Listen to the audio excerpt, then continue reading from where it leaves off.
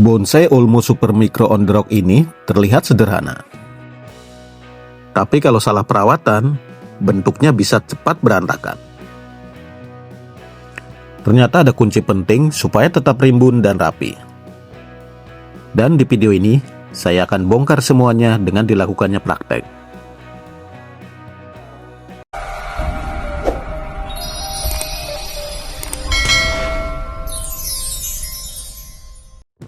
Assalamualaikum sahabat bonsai setanah air, jumpa kembali di channel Lara Bonsai, yaitu channel yang selalu membagikan edukasi dan pengalaman tentang dunia tanaman hias dan tanaman bonsai.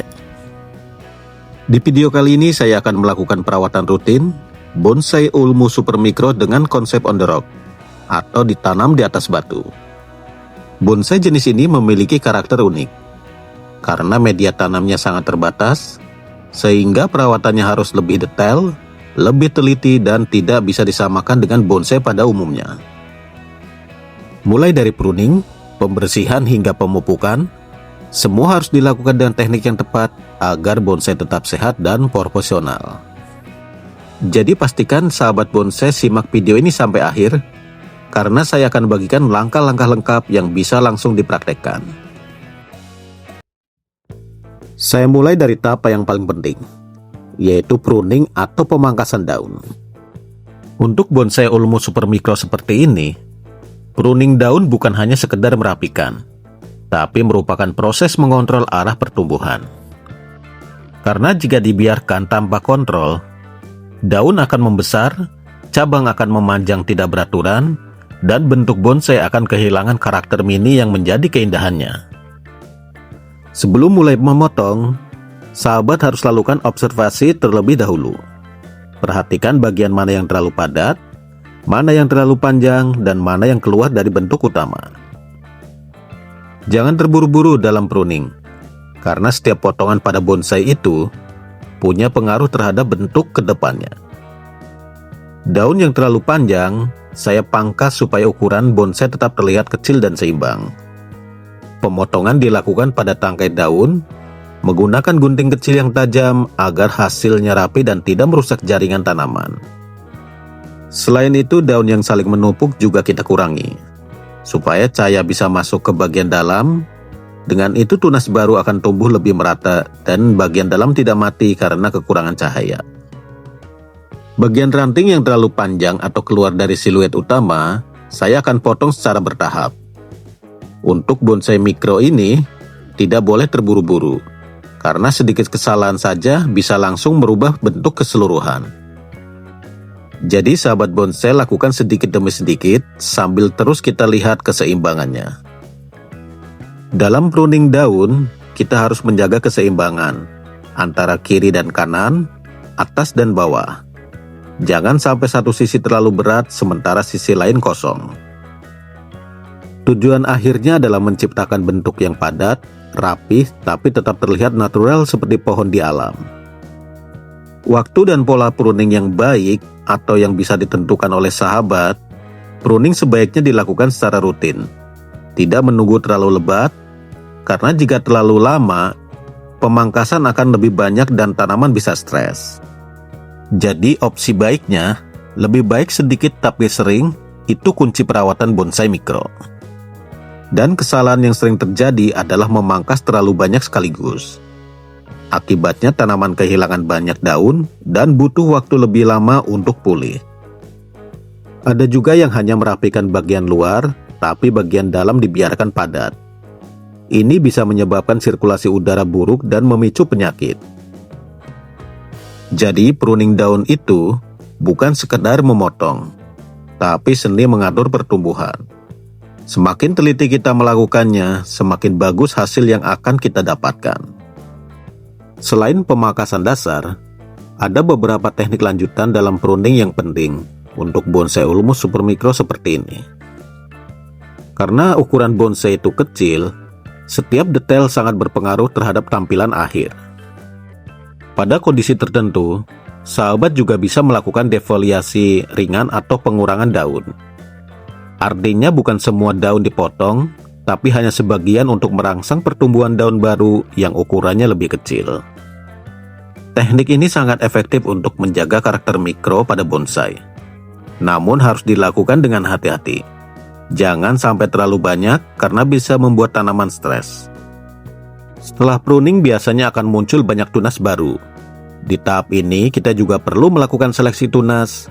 Pilih tunas yang arahnya sesuai dengan desain bonsai dan buang tunas tumbuh ke arah yang tidak diinginkan. Ini sangat penting supaya energi tanaman tidak terbuang sia-sia dan pertumbuhan lebih terarah. Pruning juga berfungsi untuk mengontrol arah pertumbuhan cabang. Dengan memotong titik tertentu, kita bisa mengarahkan cabang baru tumbuh ke arah yang kita inginkan. Biasanya saya potong di atas mata tunas yang mengarah keluar, supaya cabang tidak tumbuh ke dalam.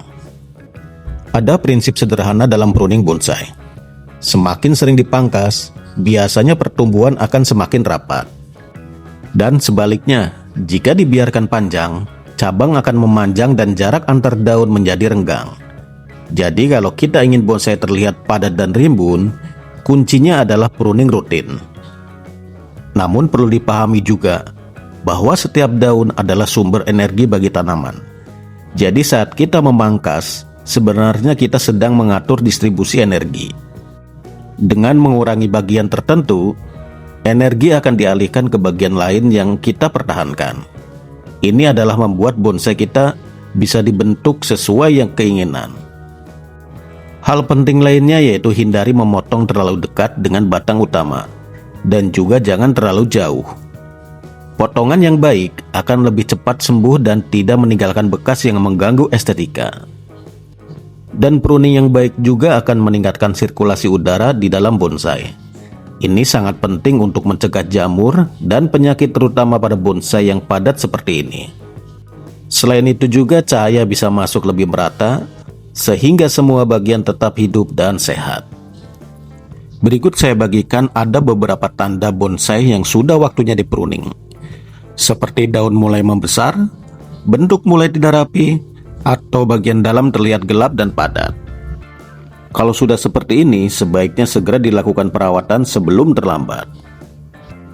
Yang terakhir, mindset dalam pruning. Jangan terburu-buru dan jangan asal potong. Anggap setiap langkah sebagai proses membentuk karya seni. Semakin sabar dan teliti kita, hasilnya akan semakin maksimal. Jadi bisa kita simpulkan, pruning bonsai Ulmus Supermikro ini bukan hanya perawatan rutin, tapi merupakan kunci utama dalam menjaga bentuk, kesehatan, dan keindahan bonsai dalam jangka panjang. Setelah pruning daun selesai, sebelum lanjut ke tahap berikutnya, seperti biasa saya selalu membiasakan untuk pembersihan daun-daun hasil pruningan, supaya media tanam selalu bersih dari sampah bekas pruningan. Jadi bonsai tersebut tidak kehilangan keindahannya karena faktor kurang bersih. Jadi saya sarankan untuk sahabat semua, setelah selesai pruning daun, usahakan bersihkan sisa-sisa daun pruningan supaya bonsai sahabat terjaga kebersihannya, dan juga mencegah terjadinya pembusukan daun yang dapat mengakibatkan munculnya hama karena faktor pembusukan. Setelah pruning daun dan pembersihan daun selesai, saya lanjut ke tahap berikutnya yaitu pemupukan. Untuk bonsai Ulmus Supermikro on the rock berikut, pemupukan ini sangat penting karena nutrisi dari media tanam sangat terbatas. Bonsai yang ditanam di atas batu memiliki cadangan nutrisi yang minim. Jadi kita harus membantu dengan pemberian pupuk secara rutin dan terkontrol.